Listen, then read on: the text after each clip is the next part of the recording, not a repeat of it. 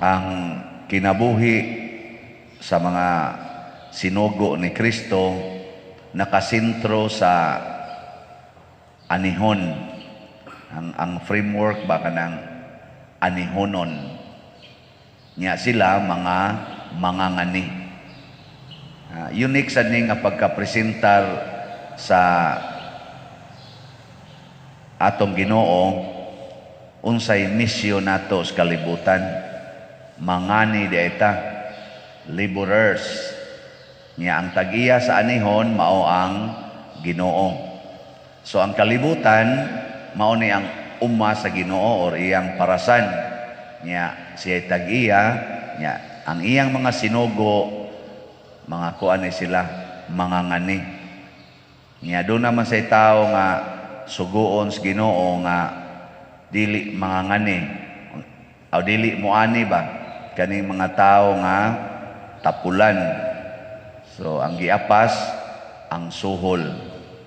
Pero dili kay sila mo trabaho, ang suho lang mo importante. Kay kani manggong mangani kanang moani ka, dili manggod na imo ang imong giani. Unsa man na siya? Iyan as tag-iya. Niya usahay suhulan ka, nasa usahay nga kadturay bahinon mokuha kag mga pila ng porsyento ana sa amo sa una 20% sa imong giani niya mo nay imo asuhol lang gyapon niya nayo ba nato mga tapulan imbis nga paanihon unsa man ang kuno na niya ang iyang giani nga iya na iyahon mo na si San Pablo sa unang pagbasa iyang gihisgutan si Dimas nga kuyog unta niya ning biya kuno kay nahigugma sa kalibutan. Murabag ang anihon mo na iyang giangkon kay mahigugma na ka imo naman ang angkonon. Ana. Pero mga ngani jud ka, mutuo jud ka nga iya na sa Ginoo. Karon ang nahibili ni San Pablo mao na si San Lucas or si Lucas. Maunongon si Lucas nga nangani kuyog ni San Pablo. Representative ni si San Lucas sa tibuok katawhan na gipili is Ginoo kay ang unang gipili is Ginoo mamantong iyang mga 12 ka apostoles. Wa man maapil didto si Lucas. Di siya naapil tingali sa 72 katong additional nga gipadala. Kay kaning 72 nga additional nga gipadala, mauna ni sila ang nagrepresentar nato. Kita bang mga magtotoo nga wa maapil sa 12 ka apostoles. So ang misyon maura gyapon mangani. Kamoron nanimba mo dinhi ighumas misa unsa man mangangkon o mangani. Kusga ka na ba? Mangangko na gaita nga ako ni awa na ka mangani nangangko na ka o na mobiya na kas Ginoo nya ikaw na magbuot anang imong giangkon nanglitan ginikanan ka nya angkono na nimo imong anak nga imong anak di na naanihon imo na nang kusion imong hapakon imong yawyawan, imong balikason, usahay tunglohon, usahay isalikway. Nga naman, kay gusto ka nga ang imo ng tingog, ang imo ng pagbuot, maoy iyang tumanon. Lahi kayo kung maningkamot ka nga ang imong anak, maminaw sa tingog sa Ginoo, sa pulong sa Ginoo, ug mutuman sa pulong sa Ginoo, bahala nag ang imong pulong di tumanon. Lahi kay na siya, mao nay mga ngani. Di karon iniguli sa inyong balay, unsa may inyong gusto ditong tumanon, ang inyong pulong o pulong sa Ginoo? Na duko ra ba dayon? Pulong din sa Ginoo nga paglungag day. Panglabaday, pulong na sa Ginoo. Unsa may pulong sa Ginoo? Luto ng pagkaon day, kaon na. Okay, pakan na manggigutom. Di ba? Asa man tong imo mga bulingon kay akong labhan. O kana may pulong sa Ginoo kay pag-alagaray man kinahanglan mahimo kang ulipon sa tanan. Ang sa may pulong sa Ginoo para sa pare, dong di ay kolekta, bahintan. Yung sa Kristan, hindota ka, no? Nos apa ka na may tabo pa der? Awa say siguro may tabo na. Nindota ka, no? Ano ba? Yang atos imong silingan, ang sa may pulong sa Ginoo, labi ang imong silingan naglisod nag-agi kay imong gibutanga sa imong kural. Ang sa may pulong sa Ginoo ron iguli nimo. Maingon ka nga, agwantahan na ninyo, may nalang na naiagianan akong gibilin, total ako sa ning yuta. Gumbol mo diha, pulong na sa Ginoo dili. Ang sa may pulong sa Ginoo, imo ingnon nimong silingan. Brad, day, unsa kada kuno nang agianan inyong gusto kay ako ning gubon akong kural. Kana pulong na sa Ginoo. Kaya nga naman, ang pulong sa Ginoo naghatag og kalipay ngadto sa mga kabus, ngadto sa mga nanginahanglan. Oh, di ba nindot? Nya mo ana mo. Na, tutok lang ay. Mao man ikuwang nato karon. Ang ato bitaro mga politicians, unsa may ilang kanunay isangyaw, ilang pulong, dinautay, pinahiray anang ilang hugaw, wa gyud kaayoy nagsangyaw nila sa pulong sa Ginoo. Pananglitan moingon ka nga, ayaw mo butar ana niya kay kurap kay na nga pagkatao. Wa mo kahibaw, kining iyang gibuhat, kining iyang gibuhat, kining iyang gibuhat. Ako magbuhat ana. Tan-awa ang akong track record. Pila ka mo kana? Sa pulong na sa Ginoo. Ha? Dili oy. Di man na kamatuoran. Dinautay man na. Pero naay politician nga moingon. Kana siya nangawat na. Ako nangawat sad. Pero karon magbag-o nako. Din ako mangawat. Ug akong iuli ang tanan nga akong kinawat nganhi sa atong nasod. Magpuyo na lang kog payag. Ana, ang zaman. Nindot na. Mo na gisulti ni Sakeo. Kadto si Sakeo, 40 adto ka kawatan kay tax collector man to officer. Mangawat to siya taxes. Pag abot na ni Kristo dito, di ba ni kat-kat man to siya kahoy, nya ningon ni Kristo, Sakeo kanaog kay adto ko mukaon sa inyong balay. Wa siya plano nga kana ganing dad-o niya si Kristo siyang balay. Ang iya makakita lang siya kinsa ni Kristo. Gidamas balay. Kaon sila dito. Dato Sakeo, dali ra kaayo nagpahikay. Tingali nagpapalit lang itong grab food.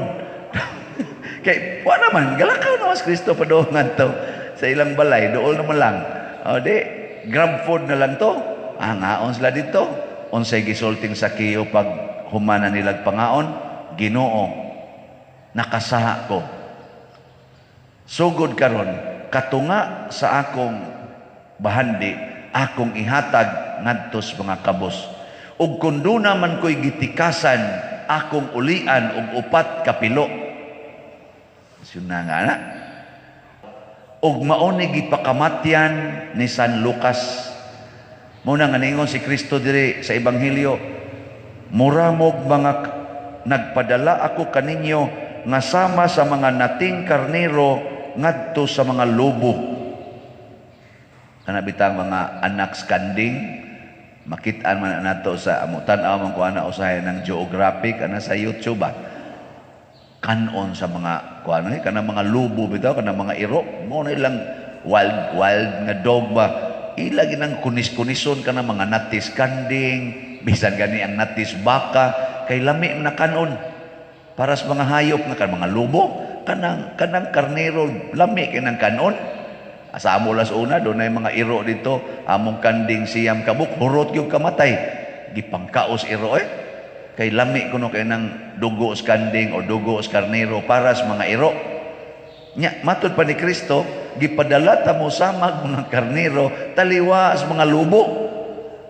Ato pa gihimo ni Kristo ang mga apostoles ug ang iyang mga disipulo sama nato nga mahimong pagkaon sa gigutom natong mga katawhan. Pagkaon ba? Mao na si Kristo sad, siya say unang niingon, kini mao ang pan, kini ang akong lawas, kan-an ninyo kini. Nya giun sa pagpaagi ang pagkaon natos Ginoo, gikunis-kunis siya, gipaagas ang iyang dugo, gimartir nato siya. Mao sad si San Pablo, sila si San Lucas, gipangmartir sad sila aron mahimong pagkaon. Kamo, gusto mong mahimong pagkaon sa inyong pamilya?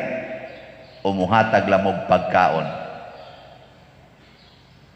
Lahi ba yan ang muhatag kag pagkaon? Lahi sa nang mahimo kang pagkaon? Ayon sa may inyong gusto, muhatag og pagkaon o mahimong pagkaon? Kinsay mo oyon nga mahimong pagkaon, taas ang kamot. Kinsay mo oyon nga muhatag lang og pagkaon. Minsan. Mga buangon mong dako. Ayaw honong diha. Si Kristo nihatag man sa pagkaon, multiplication of bread. Okay raman sad kayo to. Mga nom day katuloy ang balik-balikon. Wa mo honong si Kristo dito kinahanglan yun mahimo tang pagkaon. Kay kanang maong gugma nga mahimong pagkaon, mao na ang gitawag og makaani ta og daghang mga anihon. Ang pagpakaon posibleng di ta makaani. Mura ra kag kanang gadag sakyanan nga naay muduol ni mudas kalsada inig traffic banuktok bagdag baso hug ka dito igdaga nimo wa na kay labot niya. Wa na kay labot. Wa nimo siya maani ba? Wa nimo siya madala subay sa dalan nga imong gisubay. Ang nindot yun inig panuktok pasakyas imong sakyanan, dadas inyong balay, alagari dito, lutuig bagong pagkaon, ay laghulgi anang nang piso, 5, ayaw. Dadas inyong balay, aron makaambit siya sa imong kinabuhi. No? Anong di man mo mutuo? Mao mo na sakto. Usahay mo, pakaon ra kas imong bana, pero di na ka makigdog, kay galagot ka, igo ra ka maglutog pagkaon, igo na. Kaon diha, may magiyawihan ng baba ni mo. Ngayon, adtos kwarto, ay higda diri ha. Patay kita higda, katribuanga ka. Kay hugaw, kay kastanan, gikan kas imong kabit. Ana, ayaw kinahanglan mahimo kang pagkaon sa imong bana, mo pakaon kaniya, nya magpagakos pug kaniya. Ana na, asa? Bana ko na nimo. Ana, isa niya pa nila mo antom sa kabit. Lain na sa tong pagkaon. Ikaw humba siya inununan. Sige, balihon na to. Ikaw putput siya inununan. Hay may arang-arang na. Depende sa season. Na mo sa season nga lami kay inununan, na sa season nga lami kayo ang putput. Sige, ginamos na lang ka siya inasal. Katod dito, mo to sigihan to niyag tuhog, ikaw sigihan ka niyag tuslok. Anaon ang ginamos. Say gusto nimo, inasal ka o ginamos? Hay may mas lami, inasal o ginamos? Depende ka po season. Na panahon ang inasal imong parisa ginamos. Di ba? O di, nindot ra gyapon. Basta makaon. Ana, pagkaon yung ka, pasabot ayaw lang yung reklamo. Hangtod ka mamatay ug mauna ni ang pag-ani. Matakdan man ginani mo.